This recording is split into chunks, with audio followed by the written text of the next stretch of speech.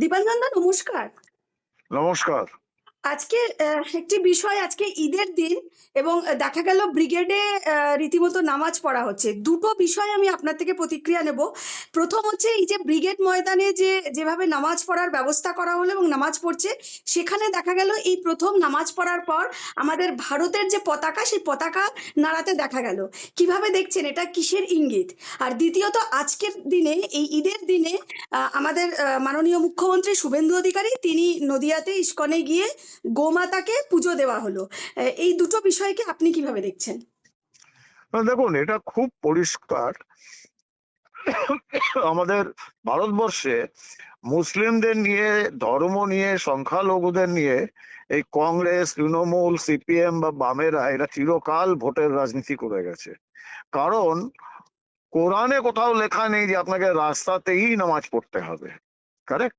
এবং তার জন্য এত বড় একটা গ্রাউন্ড, ব্রিগেড প্যারেড গ্রাউন্ড তো রয়েছে। কিন্তু ব্রিগেড প্যারেড গ্রাউন্ডে সম্ভবত, খুব ভুল না হলে ৭৭ বা ৭৮ সাল অবধি কিন্তু ব্রিগেডে বা শহীদ মিনার ময়দানে করা হতো, নামাজ পড়া হতো শহীদ মিনার ময়দানে। ৭৭-৭৮ যখন ভয়ঙ্কর বন্যা পরিস্থিতি হয়, তখন সম্ভবত মুখ্যমন্ত্রী, তৎকালীন মুখ্যমন্ত্রী জ্যোতিবাবু অনুমতি দিয়েছিলেন ব্রিগেড প্যারেড গ্রাউন্ডে জায়গায় রেড রোডের রাস্তায় নামাজ পড়তে। এবং তখন সিপিএম নেতারা দেখেন যে এটা তো বেশ ভালো হলো, রাস্তা বন্ধ করে, একটা এত বড় মেন ইম্পর্টেন্ট রাস্তা বন্ধ করে নামাজ পড়া, তাহলে সংখ্যালঘুরা তাদের একটা শো অফ স্ট্রেংথ হয়ে যাচ্ছে এবং তাতে আমাদের ভোট ব্যাংকটাও আরো শক্তিশালী হবে।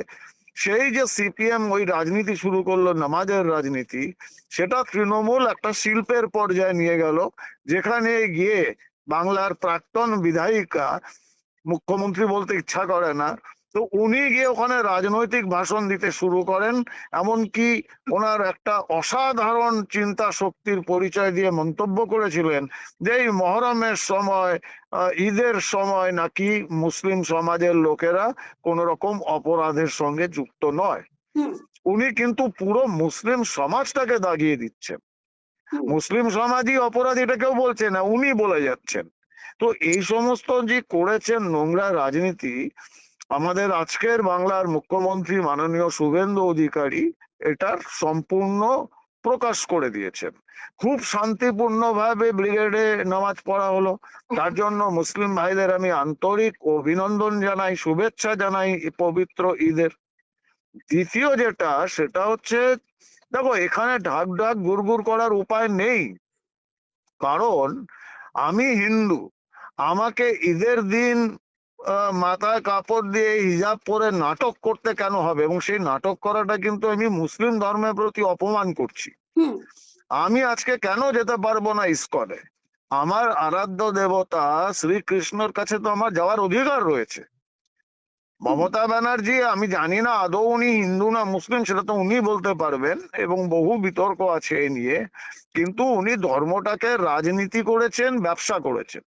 সেটা আজকের বাংলা সম্ভব নয়, কারণ বাংলার মুখ্যমন্ত্রী মাননীয় শুভেন্দু বাবু খুব পরিষ্কার স্টেট ব্যাটে খেলেন। উনি রাজনীতিবিদ কম, আমার মতে উনি রাজনীতিবিদ কম, উনি রাষ্ট্রনেতা। একজন রাষ্ট্রনেতা ধর্মকে নিয়ে, রাজনীতিকে নিয়ে ব্যবসা করেন না, যেরকম মমতা ব্যানার্জি, অভিষেক ব্যানার্জি করতো।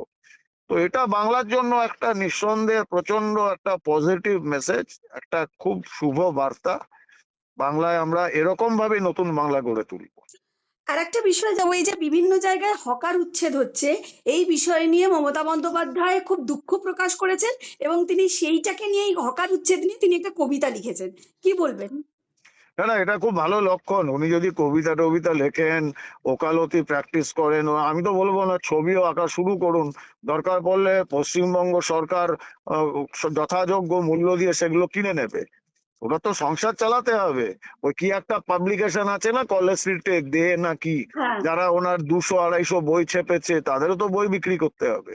কবিতা টবিতা লিখুন, কাক ব্যাং বগের ট্যাং, কারণ এছাড়া তো ওনার কাছে কোনো কাজ নেই।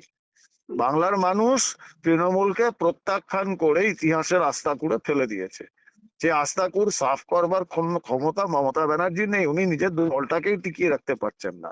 ভয়াবহ মানসিক চাপে রয়েছেন। এটা হিটলারেরও হয়েছিল, শেষ সময়ে উনি অনেক কবিতা লিখেছেন, ছবি এঁকেছেন, তারপর ওনার পরিণতি ইতিহাসে লেখা আছে, এনারও পরিণতি তাই হবে। এবং এই হকার উচ্ছেদ নিয়ে যেরকম ভাবে বামদের দেখা যাচ্ছে মাঠে নেমে আন্দোলন করতে বা বিভিন্নভাবে প্রতিবাদ করতে, সম্প্রতি সুজন চক্রবর্তী তিনি বলেছেন যে হকারদেরকে এভাবে উচ্ছেদ না করে যে রেলের জায়গা দখল করেছে বলছে রেল তাহলে জমিগুলো বিক্রি করে দিয়ে ওখানে হকারদের জন্য ব্যবস্থা করে দিক। এই ধরনের মন্তব্য করছেন। রেল কাকে বিক্রি করবে, বিভিন্ন ধরনের প্রশ্ন আসছে, কি বলবেন? না না, দেখুন, সুজন বাবু বা সিপিএম, সুজন বাবু তো আর ব্যক্তি হিসাবে নয়, উনি সিপিএম এর শেয়াল, সব শেয়ালের এক রা হয়। এরা ভুলে যায় সুভাষ চক্রবর্তীর সময় অপারেশন সানশাইন, গড়িয়াহাট সাফ করে দেওয়া হয়েছিল রাতারাতি পুলিশ দিয়ে, বুলডোজার দিয়ে। সে সানশাইনের ইতিহাসটা ওরা ভুলে যায়। এরা ভুলে যায় মরিচঝাপি দণ্ডকারণ্যের কথা, কিরকম ভাবে পিটিয়ে খুন করা হয়েছিল হাজার হাজার বাঙালি হিন্দু শরণার্থীদের। এরা যখন বড় বড় কথা বলে এদের উত্তর দিতে ইচ্ছা করে না, কারণ বাংলার মানুষ তো কেন, সারা ভারতবর্ষের মানুষ এদের প্রত্যাখ্যান করেছেন। এরা দ্বিচারিতা করবেই, এদের নিজেদের বেঁচে থাকার কারণ, এরা ডিপ সেটের টাকায় লালিত পালিত হয়। কিছু অ্যাক্টিভিটিস না দেখালে, দেশ বিরোধী কার্যকলাপ না দেখাতে পারলে সে টাকা আসা বন্ধ হয়ে যাবে। এখন তো আর কৌটো নাড়িয়ে টাকা আদায় করতে পারে না, লোকে টাকা দেয়ও না। আর কৌটো নাড়ানোর টাকাতে তো আর এদের ওইরকম বিলাসবহুল জীবনযাপন চলে না, তার জন্য ডিপ সেটের টাকার উপর নির্ভর করতে হয়। তাই এই সমস্ত আলতু ফালতু কথাবার্তা বলছেন, মানুষ গুরুত্বই দেয় না।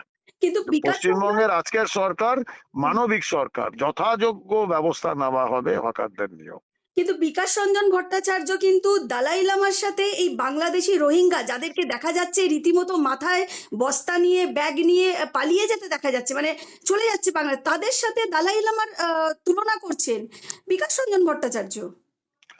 দেখুন, একজন মানে ভদ্রলোক, একজন সুশিক্ষিত মানুষ ওইরকম একটা ভয়ঙ্কর দলের চক্করে যে কোথায় চলে গেলেন।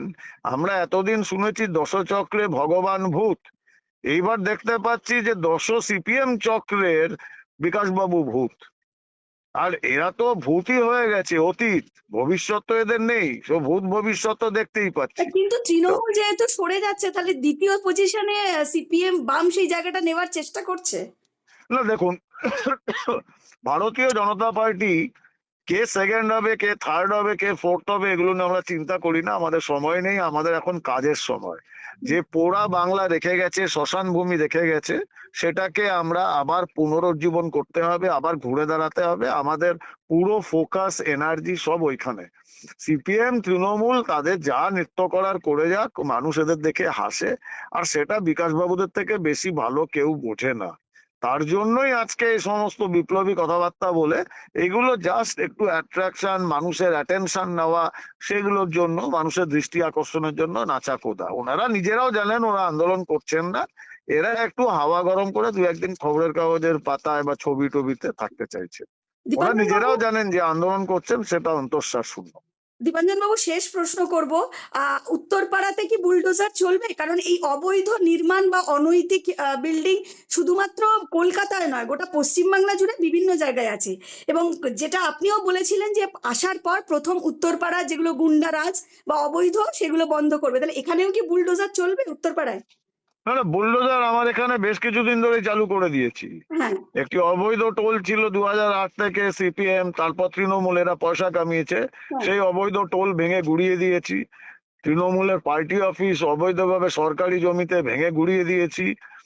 তৃণমূলের এক কাউন্সিলরের বেআইনি গোডাউন সরকারি জমিতে ভেঙে গুড়িয়ে দিয়ে ওনাকেও পুলিশে পাঠানো হয়েছে।